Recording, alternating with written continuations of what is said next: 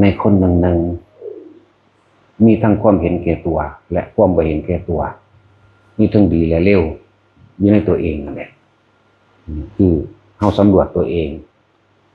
มีทั้งความเห็นแก่ตัวบางอย่างเราก็เห็นแก่ตัวบางอย่างเราก็ไม่เห็นแก่ตัว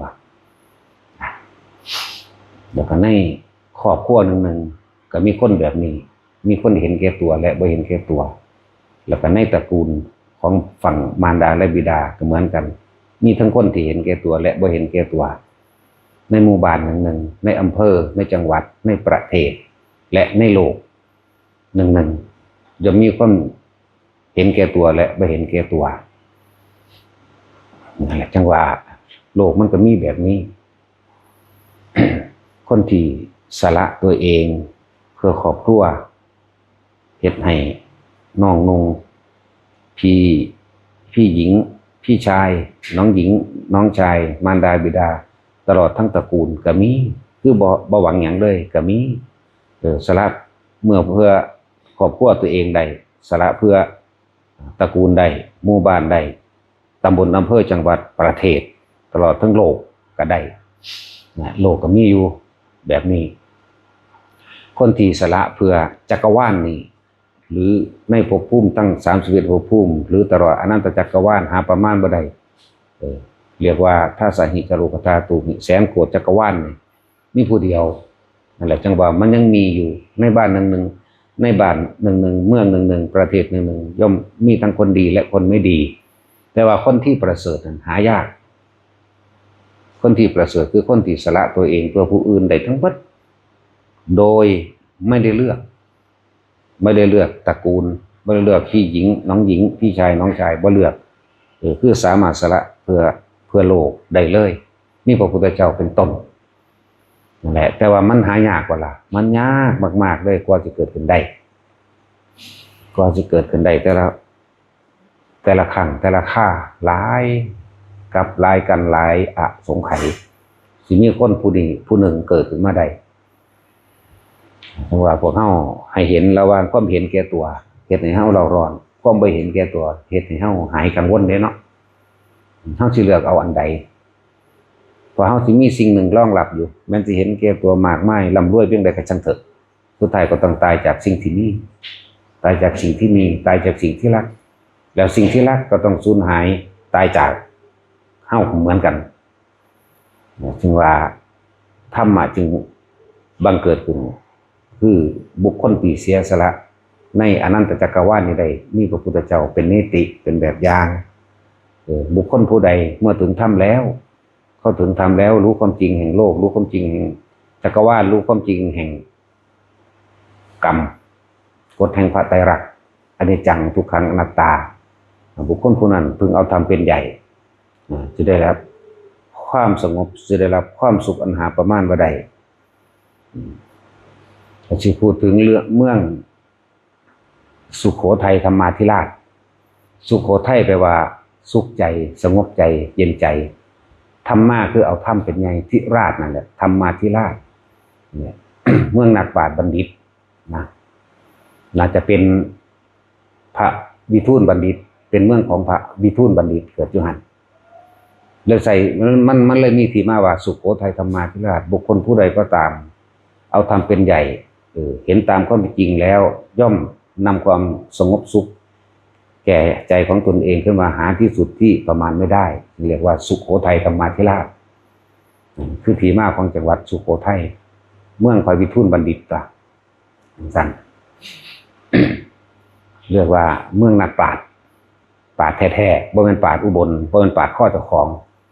พวกนี้พวกเมืองนักปราชญ์ข้อเจ้าของคือฆ่าตัวตายเมืองอุบลองค์สี่คือเฮาอยู่เดียวนี้เป็นธรรมดาเมื่อมีคนดีเกิดขึ้นคนหนึ่งคนเลวก็ย่อมมีถ้าบ่มีคนเลวก็บ่มีคนดีเหมือนกันนั่นแหละกับพระพุทธเจ้าเฮาเป็นธรรมดาบุคคลผู้ประเสริฐบังเกิดขึ้นครั้งหนึ่งคนที่ตกนรกก็มากมายคนที่ไปสวรรค์และนิพพานก็มากเหมือนกันเฮาสิเลือกเอาสิ่งใด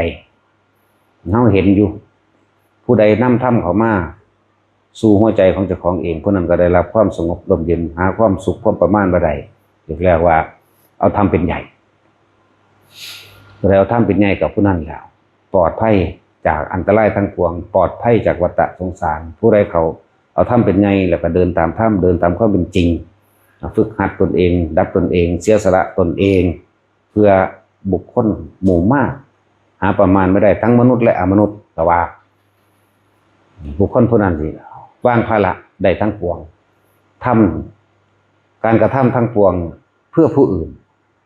เพื่อทั้งมนุษย์และอมนุษย์คือว่างความเห็นแก่ตัวนั่นเองเบิดความเห็นแก่ตัวละทุกข์เกิดขึ้นบ่ได้นั่นแหละความสงบสุขภายในใจก็สิเกิดขึ้น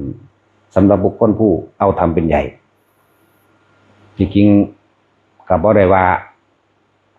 เป็นที่มาของเมืองยังแต่ว่ามันก็เป็นที่มาของเมืองนั่นแหละว่ามันนานแล้วเป็นที่มา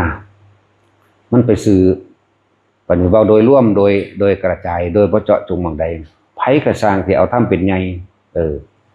เอาทำเป็นทางเดินเอาความจริงเป็นที่ตั้งย่อมได้รับความสงบสุขลมเย็นภายในใจของเจ้าของเองบ่ว่าคนผู้นั้นสิอยู่อเมริกาอังกฤษเยอรมันหยังก็แล้วแต่เพราะว่าถ้ำอยู่ตรงใดก็ช่างย่อมสร้างความสงบสุขร่มเย็นให้แก่บุคคลผู้ใกล้ชิดตลอดทั้งใกล้ชิดแล้วชื่อเสียงในความสงบร่มเย็นนั้นชื่อเสียงในการผ้ากระทำความดีนั้นย่อมกระจรกระจายไปเหมือนกับเสียงนี่ท่วนลมบ่ได้เป็นไปตามกระแสลมความดีเสียงบรรลือสีหนาดของความดีท่วนกระแสลมและไปได้ในทิศต่างๆบ่มีเครื่องกั้นจังว่าผู้ใดเอาทำเป็นใหญ่เพิ่นก็ได้สิได้พบความสงบสุขลมเย็นแก่ตนถือว่าสุโขทัยธรรมาธิราชเพียงแต่ว่าเปรียบเทียบเมืองสุโขทัยซื่อๆดอกเด้อ แต่ว่ามันก็เป็นจริงดังนั้นแหละพระวิทูลบัณฑิตเพิ่นเป็นนักปราชญ์เจ้านักปราชญ์เจ้าเป็นผู้ที่ให้ความธรรมเป็นที่ปรึกษากับหมู่ประชาชนชาวเมืองถึง100 กว่าประเทศมาแล้วในสมัยนั้นเพียงว่ามันพูดขึ้นมาให้บอกก็เลยบอกซื่อๆดอกนะถ้ามันอยู่ยากก็ให้ไปลงอยู่ไปข้างล่างไปอย่ามาเกิงๆกลางๆอยู่ข้างบนนี่ลงไปข้างล่างไปย่างยกเยกๆยังอยู่นี่ลงไปเขาคืออยู่ซื่อๆของเขาอยู่ร้อนล้นกับวนแต่ตัวเองลงไปแต่ว่ารับธรรมะเอาละพ่อ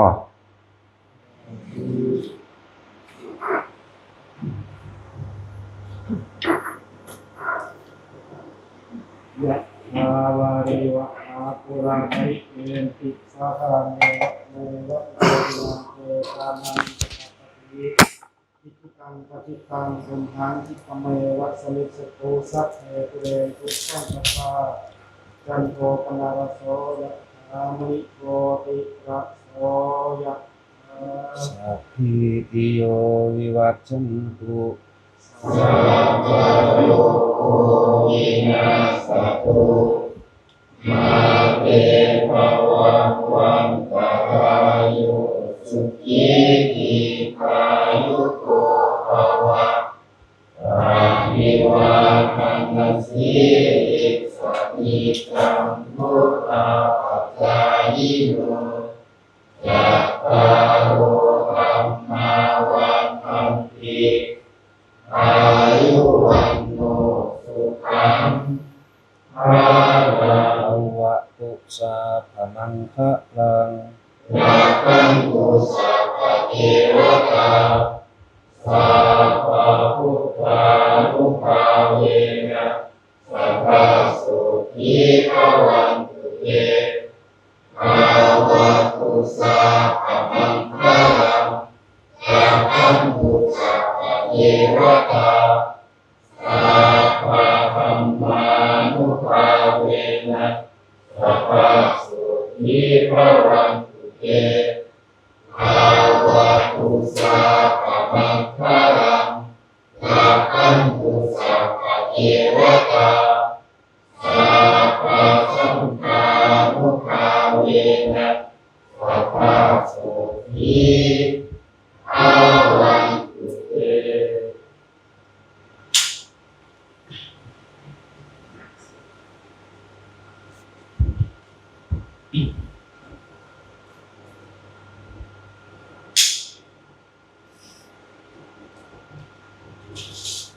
ภะคะว